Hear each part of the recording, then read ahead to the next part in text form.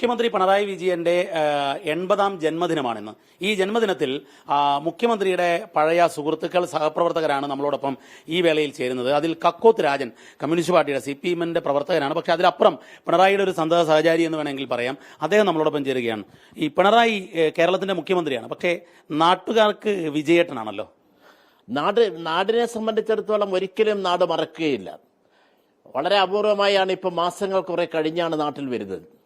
എന്നാലും ആ നാട്ടിലെ എല്ലാ സൗഹൃദങ്ങളും ബന്ധങ്ങളും പുലർത്തുവാനും കാര്യങ്ങൾ അന്വേഷിക്കുവാനും വലിയ രീതിയിൽ ചെയ്യും.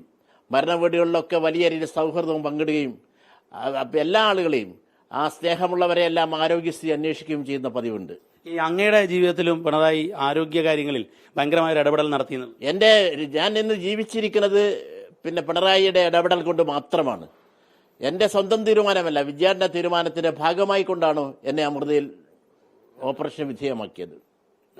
നട്ടലിന്റെ ഇപ്പം സുഖമായി. അതെ, ഇപ്പൊ ഏകദേശം സുഖമായി വരികയാണ്. ഈ മറ്റൊന്ന്, നാട്ടിലെ എല്ലാ കാര്യങ്ങളിലും വിജയേട്ടൻ സഹായ രൂപത്തിൽ ഇടപെടുന്നു. അതായത് ഇപ്പം അദ്ദേഹത്തിന്റെ പിറന്നാളാണ്. അദ്ദേഹത്തിന്റെ പിറന്നാൾ യഥാർത്ഥത്തിൽ നിങ്ങൾക്ക് എങ്ങനെയാണ്?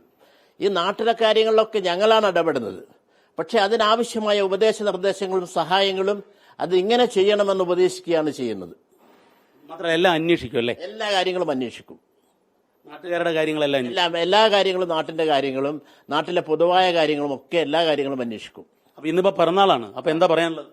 ഏറ്റവും സന്തോഷപ്രദമായതാണ്. ഭാവിയും എല്ലാ ആശംസകളും ഞാൻ തരികയാണ്. ഭാവി ദീർഘായുസ്സനിയും ഉണ്ടാകട്ടെ എന്ന് ഞാൻ ആശംസിക്കുകയാണ്.